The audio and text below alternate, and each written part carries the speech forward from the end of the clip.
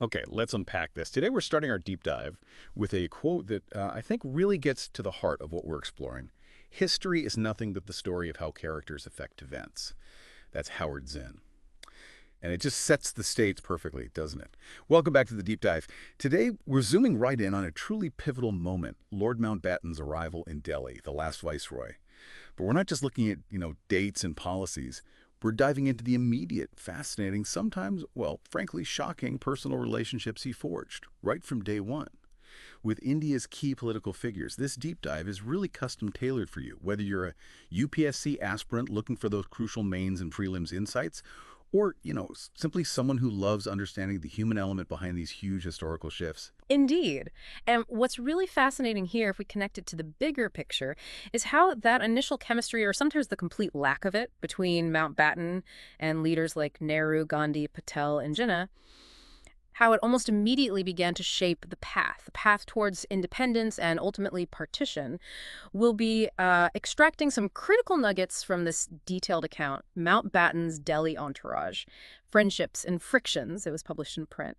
And it helps reveal how these behind-the-scenes interactions were, well, far more influential and complex than many official narratives might suggest. Right. It's looking beyond the headlines, isn't it, to the human stuff? Exactly. The daily interactions that really steered history. Okay, let's start with a relationship that, perhaps surprisingly, set a distinct tone right from the very beginning. The source tells us Mountbatten, well, he wasted absolutely no time, seeking out Jawaharlal Nehru the very same day he arrived. That's even before meeting some other key figures, right? Yeah. What was Mountbatten's first impression? How did that meeting go? Well, Mountbatten's view, recorded by Campbell Johnson, was that Nehru was extremely frank and fair. But here's where it gets really interesting. At the end of that very first interview, Mountbatten makes this really powerful declaration to Nehru. He actually said, and I'm quoting here, "Mr. Nehru, I want you to regard me not as the last viceroy winding up the British Raj, but as the first to lead the way to the new India." Wow. Just like that, first meeting. First meeting. Imagine the sheer audacity of that, coming from the last representative of colonial rule. That's incredibly bold. So how did Nehru react? He wasn't exactly known for being easily swayed. No, he wasn't. And his response was quite telling, wasn't it? That famous quip, "Now I know what they mean when they speak of your charm being so dangerous." Ah, yes. So the account highlights that the Mountbattens then saw a lot of Nehru. They quickly rekindled this close relationship they'd apparently started earlier, back in Singapore. And crucially, it wasn't just Lord Mountbatten. Edwina, Lady Mountbatten, also played a really significant role in building this rapport. So much more than just formal politics then. This sounds quite personal. How close did Edwina and Nehru actually become? Oh, very close. The source says Edwina grew particularly close to Nehru. It paints this striking picture. Nehru sitting cross-legged by her feet at a garden party for the Asian Relations Conference delegates. Really? Cross-legged at her feet? Yes. It just speaks volumes about their comfort, their familiarity. But it goes further. That same evening, the source reveals, Edwina accompanied Jawahar back to his house on York Road for a nightcap with her daughter, but without her husband. Okay. Yeah. It's quite something for the time. It certainly raised eyebrows. Shahid Hamid noted just 10 days after they arrived that Nehru's relationship with Lady Mountbatten is sufficiently close to have raised many eyebrows. And this early warmth, this deep personal connection, as we'll see, it becomes pretty crucial for understanding Mountbatten's later, pro-Congress leanings and how that shaped things. Interesting. But while that relationship was blossoming, not all the first encounters were quite so harmonious. Our source gives a fascinating contrast with Aruna Asaf Ali, the Quit India Movement hero. What was her experience? Right, a very different perspective. When Edwina invited Aruna Asaf Ali to Viceroy's house, she apparently came out completely dejected. Dejected, why? Well, her comment really encapsulated the significant undercurrent of sentiment. She said, sharply, "It's a transfer of power, not a revolutionary transformation at all." So a sense of disappointment. Yeah. That it wasn't the radical change some hoped for. Exactly. For many who'd fought for Quit India, for a real fundamental shift, it felt like, the true spirit of revolution was being sidelined, managed, controlled. It really highlights that spectrum, doesn't it? Some saw a new dawn, others felt the core ideals were being missed. Something important for you, the listener, maybe especially for UPSC prep, to think about these differing interpretations right at the start. Absolutely. Okay, let's turn to the Mahatma himself, Mahatma Gandhi. When he was invited for high tea, the scene was, well, far from conventional. Tell us about that. Not conventional at all. It's quite vivid in the source.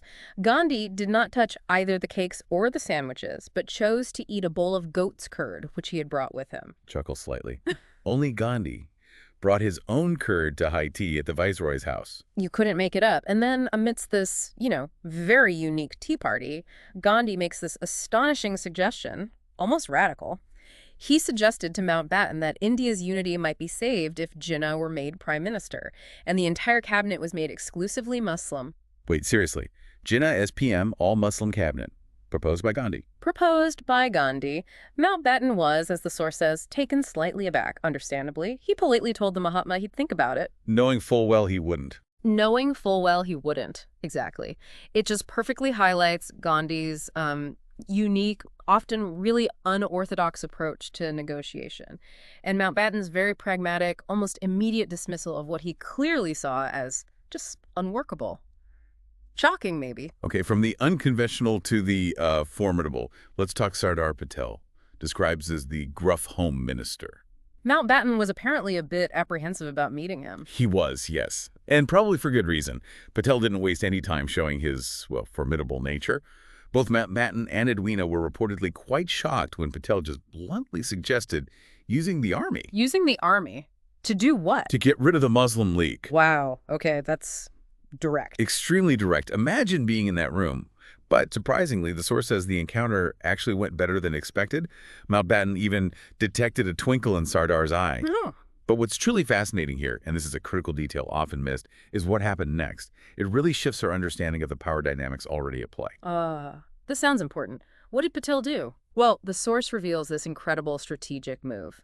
Patel sacked the head of India's intelligence bureau, a Brit named Norman Smith, and replaced him with a congressman. And get this, he forbade Mountbatten from even meeting Smith.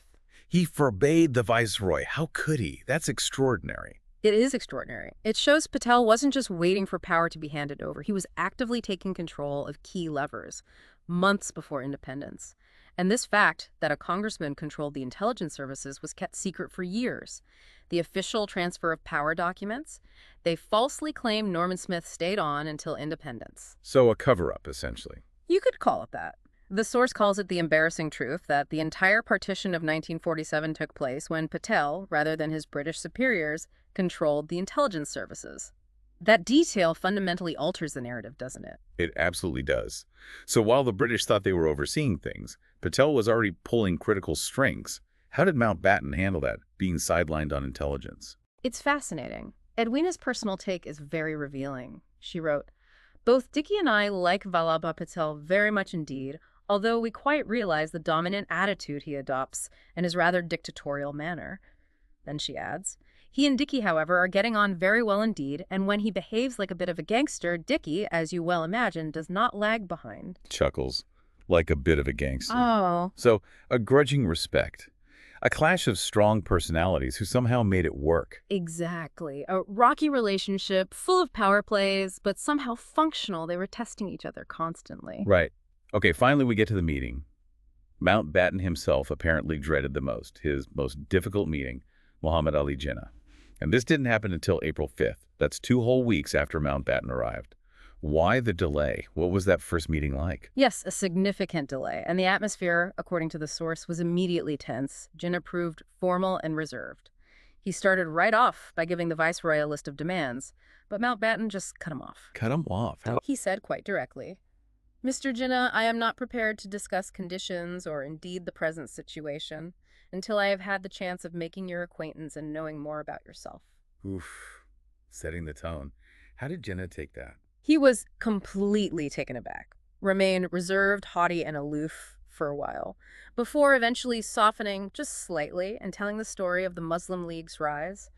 But it was a clash of wills from the very first moment. And the core disagreement surfaced pretty quickly, didn't it? When Mountbatten brought up the idea of dividing provinces like Punjab and Bengal if India itself was divided. Oh, absolutely. Jinnah's reaction was visceral. He was horrified. That's when he made that famous declaration, "Pakistan without Calcutta would be like asking a man to live without his heart." Without his heart. Powerful words. So the meeting ended badly. Left a bitter taste for both, it seems. Mountbatten later confided, "My God, he was cold. It took most of the interview to unfreeze him." This was really the start of an actively hostile relationship. Even Edwina couldn't break through. After what she called a frigid afternoon tea with Fatima Jinnah, she described her as almost fanatical.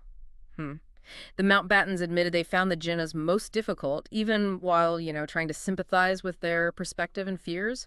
A complete contrast to the Nehru connection. So tying this all together, what does this kaleidoscope of first impressions and relationships tell us? We've got the warmth with Nehru, the complex respect with Patel, the baffling encounter with Gandhi, and this outright hostility with Jinnah. How does this connect to the bigger picture? Well, if you connect these dots, these initial interactions really did foreshadow the whole direction of the transfer of power. Profoundly so. Yeah. Previous viceroys, Linlithgow was seen as partisan towards the Muslim League. Wavell tried to find a middle ground. But it became clear very quickly that Mountbatten's viceroyalty was going to be, as the source puts it, decidedly pro-Congress. Whether intentional or just a result of these chemistries, that was the effect. The human element, these clashes of personality, the hidden power shifts like Patel grabbing intelligence control. These weren't just, background noise. They were central. They directly influenced decisions, the pace of events, everything. So for you, the listener, particularly if you're studying for the UPSC, understanding these personal, nuanced power dynamics is absolutely crucial. It gives you a much more complete picture of partition and independence than just the official documents ever could. It really moves beyond the textbook, doesn't it? And there you have it, a proper deep dive into these fascinating, really intricate, and often quite surprising personal relationships that shaped 1947. We've seen Mountbatten's charm, Gandhi's, unique proposals, Patel's hidden power plays with intelligence, and Jinnah's absolute unyielding stance, all playing these critical roles far beyond what the official story often tells us. Indeed. And considering how significant these personal dynamics were, and especially that revelation about the hidden control of intelligence, it really makes you wonder, doesn't it? What does this suggest about the challenge, the inherent difficulty, perhaps, of writing and understanding truly objective history? Especially when it comes to these massive, pivotal national moments like the transfer of power, how much do we really know? That is a powerful thought to leave you with.